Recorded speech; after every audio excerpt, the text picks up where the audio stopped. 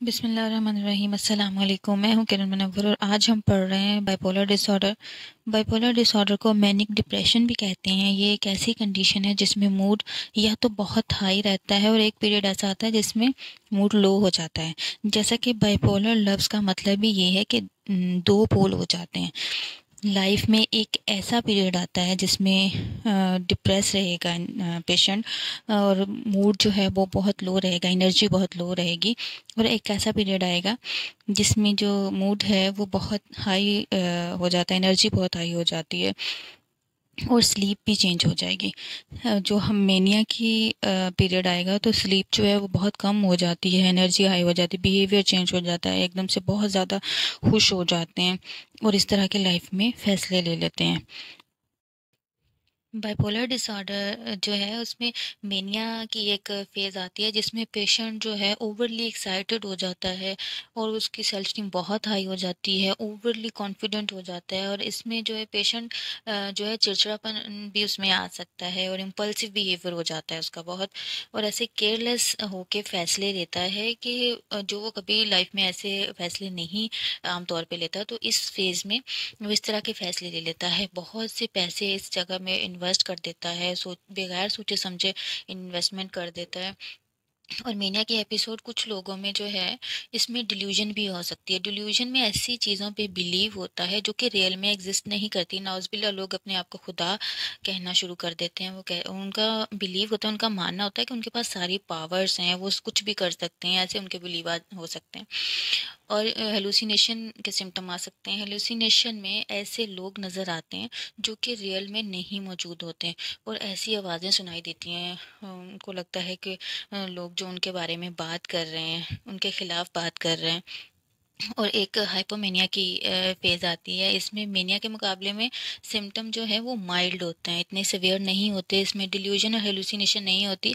और हाइपोमेनिया में everyday life के जो भी काम होंगे वो इफ़ेक्ट नहीं हो रहे होते। इंसान सही से काम कर रहा होता है, जॉब पे जा रहा होता है, अपने घर के काम सही से कर रहा होता है। जबकि मेनिया में जो है उनकी रिलेशनशिप में प्रॉब्लम हो जाएगी, डेली के काम सही से नहीं कर पाएगा, काम सही से नहीं कर पाएगा अपने। बाइपोलर डिसऑर्डर में एक फेज़ ऐसा आता है, एक पीरियड ऐसा आता है जिसमें पेशेंट जो है डिप्रेस हो जाता है, उसकी सैड फीलिंग होती है और लो मूड हो जाता है, एनर्जी भी बिल्कुल डाउन हो जाती है। ये सिम्टम जो है क्लिनिकली डिप्रेशन जैसे ही होते हैं। ये एक ऐसी कंडीशन है जिसमें मेनिया और हाइपोमेनिया के सिम्टम नहीं होंगे। हाइपोमेनिया और मेनिया के सिम्टम बिल्कुल प्रेजेंट नहीं होंगे और डिप्रेशन के जो सिम्टम हैं वो इसमें आएंगे। ज़्यादातर लोग जो हैं डिप्रेशन के साथ जो होते हैं बाइपोलर वाले, मेनिया और हाइपोमेनिया का पीरियड जो है उनमें कम होता है और डिप्रेशन के सिम्टम जो हैं, डिप्रेशन का पीरियड जो है वो ज़्यादा रहता है। बाइपोलर वन जो है, जो कि बाइपोलर डिसऑर्डर की टाइप है, बाइपोलर वन में मेनिया के सिम्टम होंगे जो कि एक वीक तक रहेंगे। मेनिया के सिम्टम में बहुत हाई एनर्जी होगी, मूड बहुत अप होगा, बहुत खुश रहेगा, एक्साइटेड फील करेगा पेशेंट जो है, और ऐसे डिसीजन लेगा बगैर सोचे समझे, जो कि ये पीरियड रहेगा। और डिप्रेशन जो होगा वो 2 हफ्ते तक रहेगा। 1 हफ्ते तक मेनिया के सिम्टम रहेंगे और 2 हफ्ते तक डिप्रेशन के सिम्टम रहेंगे, तो बाइपोलर वन डायग्नोस करेंगे। बाइपोलर टू में हाइपोमेनिया होगा और डिप्रेशन होगा। हाइपोमेनिया में सिम्टम इतने सिवियर नहीं होंगे। हाइपोमेनिया 4 दिन तक अगर सिम्टम रहें तो उसको डायग्नोस करते हैं, तो सिम्टम इतने सिवियर नहीं होंगे तो बाइपोलर टू डायग्नोस करेंगे। थर्ड जो टाइप आ जाती है उसमें साइक्लोथेमिक डिसऑर्डर है।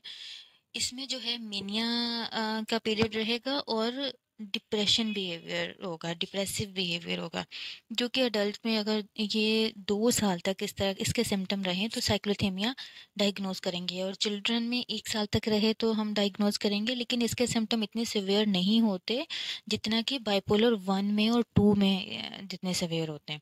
इसमें माइल्ड से सिम्टम रहते हैं, लेकिन दूसरे को इनका बिहेवियर बिल्कुल ठीक रहता है, दूसरे को महसूस नहीं होता। जैसे कि हम पहले डिस्थेमिया पढ़ चुके हैं डिप्रेशन में, उसमें भी उसके सिम्टम बिल्कुल माइल्ड से होते हैं, इंसान को खुद ही फील हो रहा होता है, लेकिन दूसरे को उनके ये सब बिहेवियर नहीं शो हो रहे होते।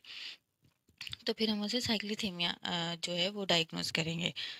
इसमें एवरीडे जो काम होते हैं रोज़मर्रा के, वो बिल्कुल सही से कर रहा होता है पेशेंट, वो इफ़ेक्ट नहीं हो रहे होते, काम से सही से जा रहा है, अपने घर वालों को, फैमिली वालों को सही से टाइम दे रहा है, उसमें कोई फंक्शनिंग जो है डिस्टर्ब नहीं होती।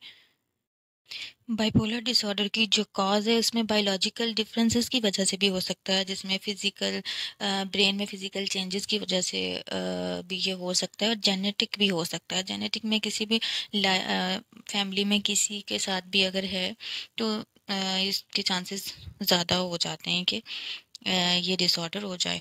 और किसी फैमिली में किसी की डेथ है या फिर क्लोज वन की डेथ हो जाए, या लाइफ में कोई स्ट्रेस चल रहा हो, फिजिकल, सेक्सुअल और इमोशनल अब्यूज़ की वजह से भी ये कॉज़ हो सकता है।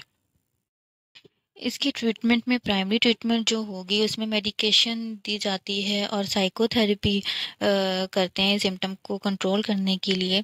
मेडिकेशन में मूड स्टेबलाइजर, एंटी डिप्रेसेंट और एंटी साइकोटिक दी जा सकती है सिम्टम्स को कंट्रोल करने के लिए। अगर आपको आज की वीडियो अच्छी लगी है तो वीडियो को लाइक करें, चैनल को सब्सक्राइब करें, अपना बहुत सा ख्याल रखें। अल्लाह हाफ़िज़।